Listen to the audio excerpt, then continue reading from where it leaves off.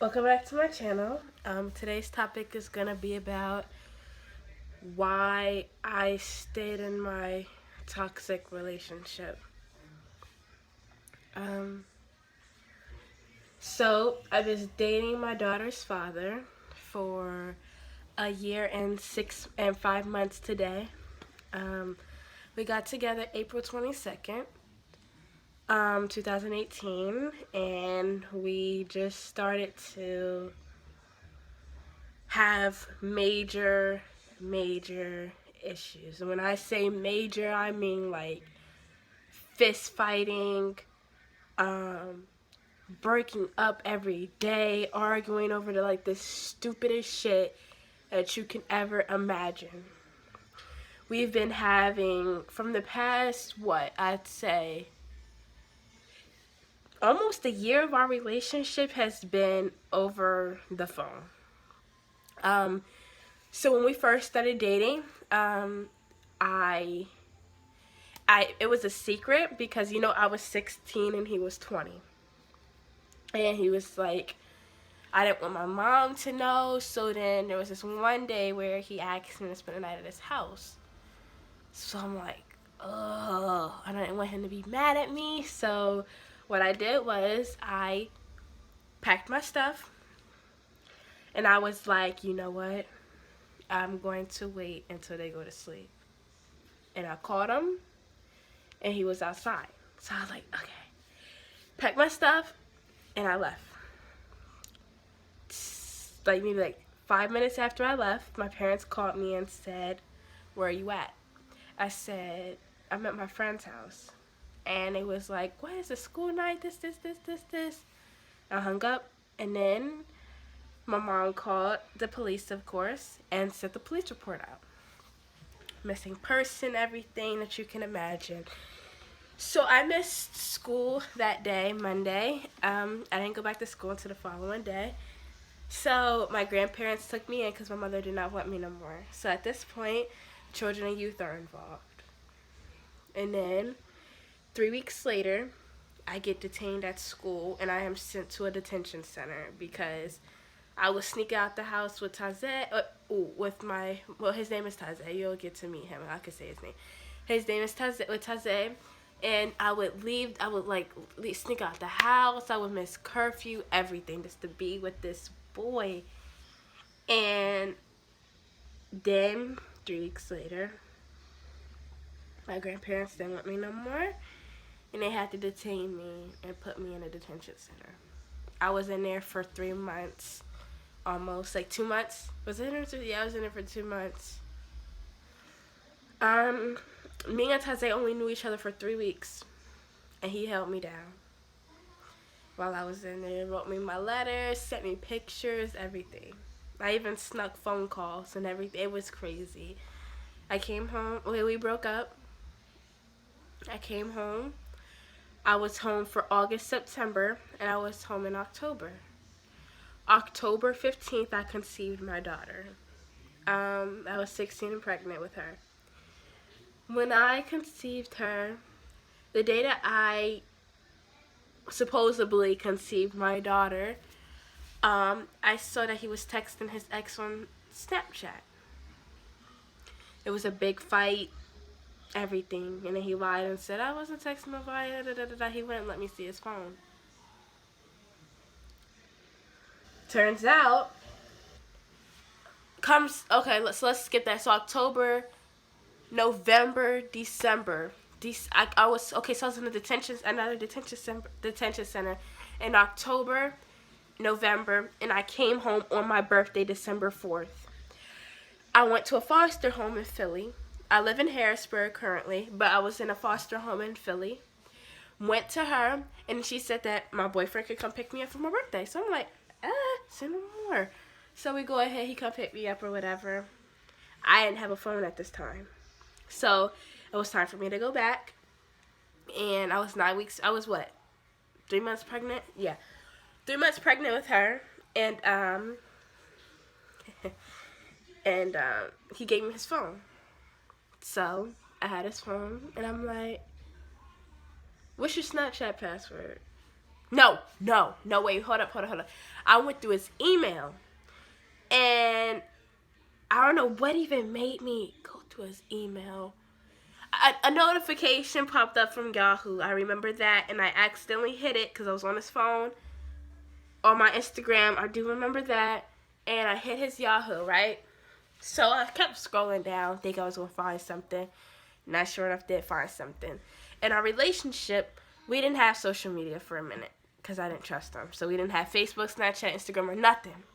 So it says that he was logged in. You know how somebody logs into, you know how you log into your Snapchat, it sends you an email or something saying that you logged into your Snapchat at this time.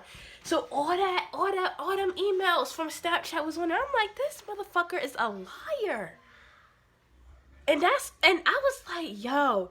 So I asked him about it, and he was like, yeah, I was on it. Okay, why are you going through my email? This. It was a big ass problem.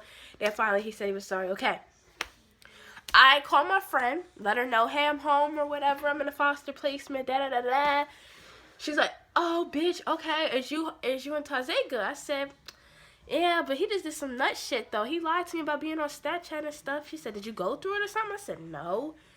And she was like, why don't you do that? And I was like, how the fuck do I do that? She said, you got his phone, right? I said, see no? Say no more. So I went and she guided me through everything, and I got into a Snapchat. He had his ex's name with 3 hearts by it on there.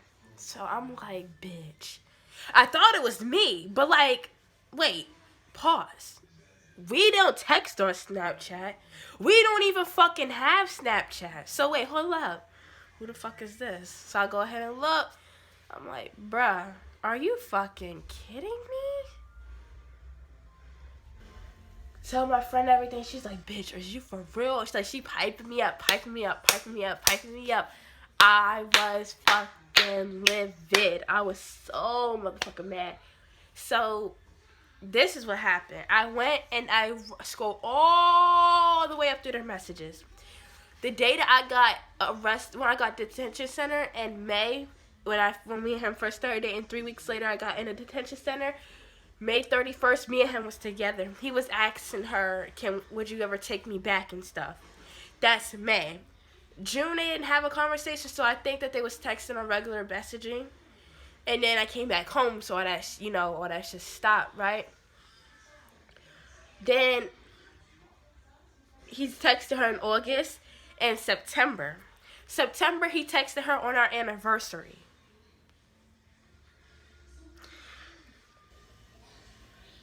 October, when I caught him on there, when I conceived my daughter, the day that I caught him, he sat there and told her, that hairstyle looks good as fuck on you, with a bunch of hearts.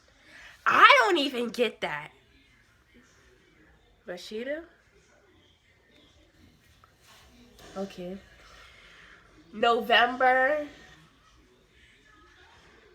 didn't have a conversation. December, to have a conversation. But I went and called her. I called her in December, and I found out everything. And she told me, they talk. Then the bitch tells me, oh, he called me on Thanksgiving too and said he loved me. Okay. So, I let that shit rock because I went on a run. I had to go on a run. And me and him lived together December, and I turned myself in the last weeks of January. Turned myself in, and they put me in a pregnancy placement. Once that happened, our relationship went from 100, like the best, from like the best, to 0 and 2.5. I did not trust him no more because of that situation that happened. I still don't trust him to this very day about it. So, we argue. So, I'm pregnant. Keep in mind, I'm pregnant. I turned myself in. I'm 19 weeks pregnant. He comes to my appointment February 13th, and we found out that, my daughter was a girl. I didn't get to see him like that. So we was arguing. When I say arguing, I mean we was fucking at it. When I say at it, I mean fucking at it. Back to back to back to back. And we broke up every fucking day. It was never no good times. But even if we was on good terms, that shit only lasted for about a day tops. So, May comes, and I come home in May. I'm about 32 weeks pregnant, but before I came home, the day before I came home, me and him was broken up for how many days was we? Like 2 days, right? He was texting this bitch that he used to fuck with. While we was broken up, I was trying my hardest to save my family because I wanted to be with him. That's my daughter's father, and this is I want to be with you. He didn't want nothing to do with me because he was arguing or whatever. This motherfucker goes ahead and drives across the river to go pick her up and take her somewhere. I'm calling his phone because this is the bitch told me this. She texted me out of her time to tell me that my baby father is coming to pick her ass up and to take her somewhere. Calling. Got his phone on Do Not Disturb. While I'm calling him, they're on the fucking phone. How do I know that? She sends me the fucking screenshot as they're on the fucking phone. I remember I walked out of my placement door. I'm 32 weeks pregnant, keep in mind. There's a main road once you come out the front door. I was about to walk out to the main road and kill myself with my daughter in my stomach. I was so broke, hurt. I was crying so motherfucking bad. Nobody could tell me nothing. I was about to walk out there in the road, wait for a car to come, and walk right in front of it and just die on impact, me and my daughter both. I come home the next day. Still broken up.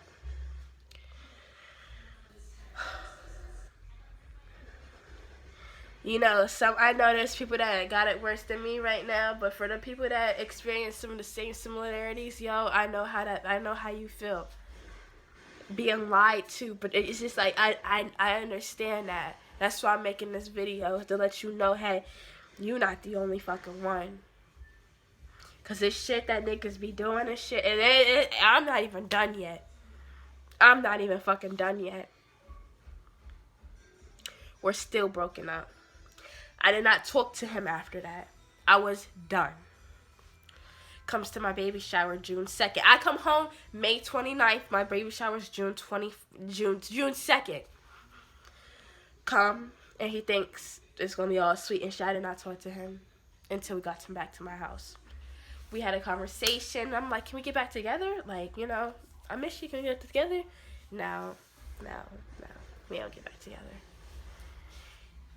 He tells me that we're going to get a hotel room and we're going to go to the beach because his dad invited me to the beach and stuff like that. My mom didn't let me go because I was, at this time, 34 weeks pregnant now. 33 weeks pregnant. So they go to the beach anyway. Tell me why. He comes back from the beach and we get back together. Coincidence, right? Tell me why I'm at his house. His ex texts me and tells me that this nigga owes her $40.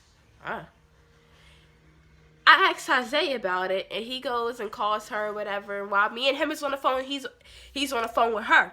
I don't know what the fuck they talking about. So I let that shit rock out. 3 weeks go by. I have my daughter June 23rd, 2019. July 1st, I found out why he owed her $40. She texts me off of a fake number and says, Taze owes me $40 for a plan B that I had to take while he was at the beach. that weekend. Keep in mind, when I asked him why is she saying that she owes you $40, he lied to me directly in my face. Now, to this day, he still claims that they didn't fuck, but she swear to God, swear for God that they had sex in his mother's house. She told me every fucking thing. Sent me 10 screenshots. And he plans to have sex with her. In the messages. In the messages. In this whole relationship, I never held another man's hand. Never kissed another man. Even when we broke up. Never kissed another man, held another man's hand. Had sex. Nothing. But he did that shit to me, though. Now, it's like, it's bad. It's so bad. I don't have no more trust for my boyfriend. I have nothing. I'm still mentally fucked up and mentally broken in here because that shit hits differently. Being lied to is something different.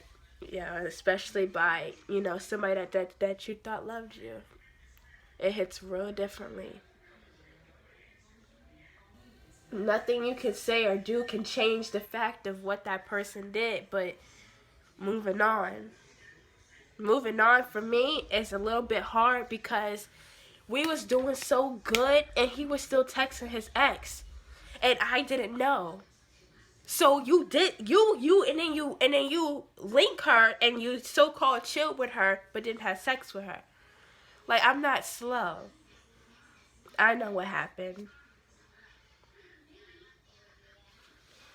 And then now I'm just like,